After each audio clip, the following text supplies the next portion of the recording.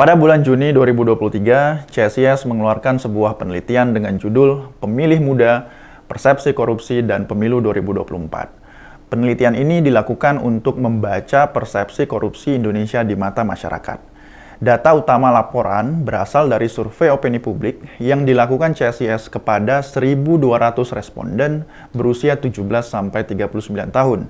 Dengan kata lain, survei ini menyasar anak muda yang sudah memiliki hak pilih dalam pemilu 2024.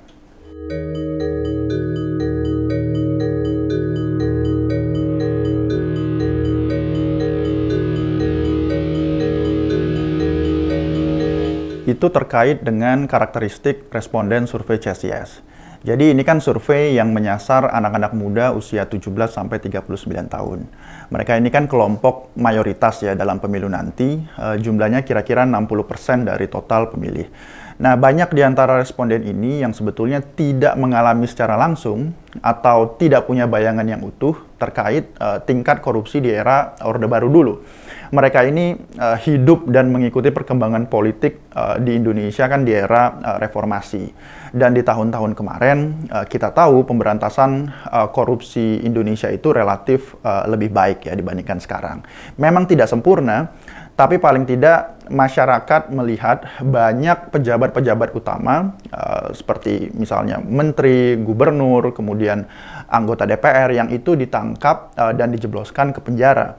Oleh karena itu, saya rasa memori itu masih cukup melekat ya di kalangan pemilih muda, sehingga mereka cenderung optimis dalam melihat prospek pemberantasan korupsi ke depan. Nah, faktor kedua yang menurut saya juga penting adalah soal attitude atau sifat ya dan mungkin nilai-nilai yang diyakini pemilih muda. Anak-anak muda ini kan sering diasosiasikan dengan hal-hal seperti misalnya optimisme, semangat. Mereka banyak melihat hal-hal yang negatif itu dari sudut pandang yang jauh ke depan.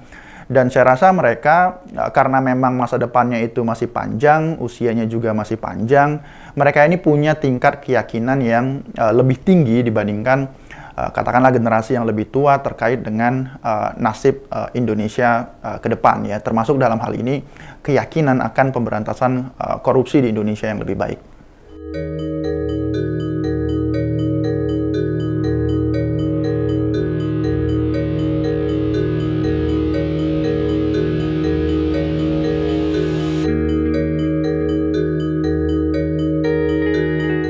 Ya, terkait angka itu, ya itulah temuan kita di lapangan. Ya. Memang tidak ideal, karena masih ada kira-kira 20-an% pemilih muda yang menganggap suap dan politik uang itu merupakan suatu hal yang wajar.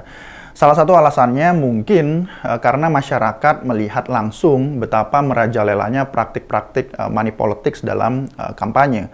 Apalagi pemilu di Indonesia itu kan dilakukan dalam beberapa tingkatan ya, seperti pilpres, kemudian ada pileg, ada pilgub, kemudian pemilu memilih bupati dan wali kota, kemudian kita tahu ada lagi pileg DPRD provinsi dan kabupaten kota ya. Jadi kita bisa bayangkan kalau di setiap pemilu para caleg ini memainkan politik uang langsung kepada masyarakat ya. Kemudian masyarakat mungkin ada yang melihat langsung, ada yang mendengar dari kerabat dan tetangga bahwa mereka juga menerima uang dari kampanye caleg, maka saya rasa itu akan terpotret dan terekam di benak masyarakat. Dan lama-lama masyarakat akan menganggap itu sebagai hal yang lumrah, yang biasa-biasa aja. Tapi paling tidak dari jawaban responden kita dapati bahwa mereka yang permisif ini jumlahnya masih jauh lebih kecil ya dibandingkan mereka yang tegas menolak politik uang.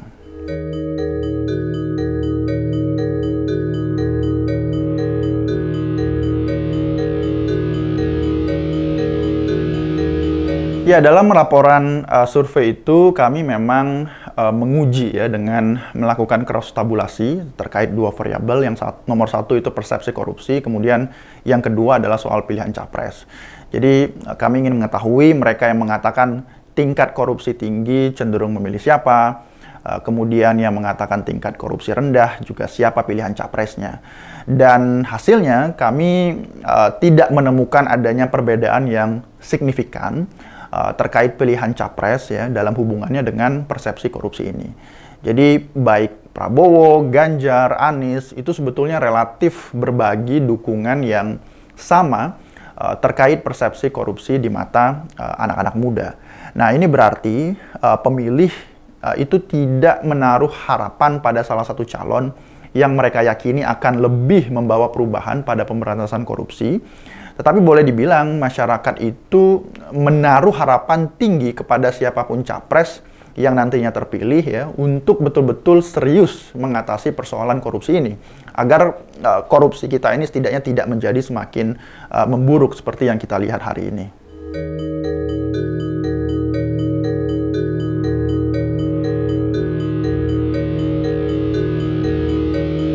Ya, itu salah satu temuan yang menarik ya. Saya kira penjelasan mengapa pengguna media daring itu cenderung lebih tidak percaya KPK dibandingkan dengan mereka yang menggunakan media konvensional. Penjelasannya saya rasa ada pada karakteristik pemberitaan dan juga informasi di media daring ya atau media sosial itu sendiri. Kita tahu masyarakat itu kan sekarang bisa mengakses banyak sekali informasi-informasi alternatif ya. Beda dengan zaman dulu. Dimana kalau orang mau dapat berita, ya kalau dia nggak nonton berita, atau baca koran, atau mendengar radio. Nah, sekarang ini orang mendapatkan informasi kan dari handphone, ya, dan media sosial seperti Twitter, Instagram, YouTube, TikTok, dan sebagainya. Jadi karena sumber informasinya itu banyak, mereka jadi bisa membandingkan, dan akhirnya saya rasa mereka juga bisa memberikan judgement ya, mana informasi yang lebih kredibel, mana yang kurang kredibel. Nah, ini saya kira berlaku juga untuk KPK. Karena pemberitaan terkait kontroversi KPK itu kan sekarang luar biasa di media sosial. Setiap hari kita lihat orang bebas bikin podcast, bikin videografi, bikin narasi, dan lain-lain terkait apa yang sedang terjadi. Sementara yang hanya mengandalkan media konvensional, mungkin cenderung lebih optimis dan memberi apresiasi positif terhadap KPK karena mungkin karakter pemberitaan yang cenderung lebih one-sided atau satu arah.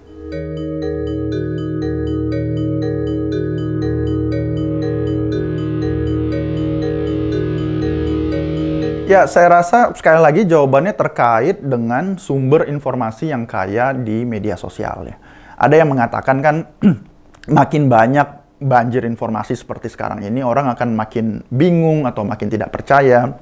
Mungkin iya, tapi saya rasa itu berlaku di awal-awal. Tetapi kalau kita lihat dalam jangka panjang, yang terjadi menurut saya adalah semacam seleksi alam, ya, di mana sumber informasi yang tidak kredibel itu akan banyak ditinggalkan orang, ya, dan masyarakat menjadi lebih paham arti berita-berita atau informasi-informasi alternatif. Dan ini yang membuat media sosial itu menjadi sangat powerful dalam membentuk sikap kritis pemilih dalam kaitannya dengan isu korupsi. Jadi sekarang kan boleh dibilang eranya informasi, ya, eranya keterbukaan. Korupsi itu kan akan berhasil ya kalau persekongkolan itu terjadi di ruang-ruang tertutup. Tapi kalau semuanya terbuka, informasinya terbuka, masyarakatnya terbuka, mentalitasnya juga terbuka, maka saya rasa tingkat kesadaran orang tentang apa yang baik, apa yang buruk, ya, mana yang bersih, mana yang korup, itu akan menjadi semakin membaik. Dan itu saya pikir yang menjelaskan mengapa media sosial dan internet itu memiliki dampak signifikan ya, menurunkan tingkat permisif terhadap korupsi di masyarakat kita.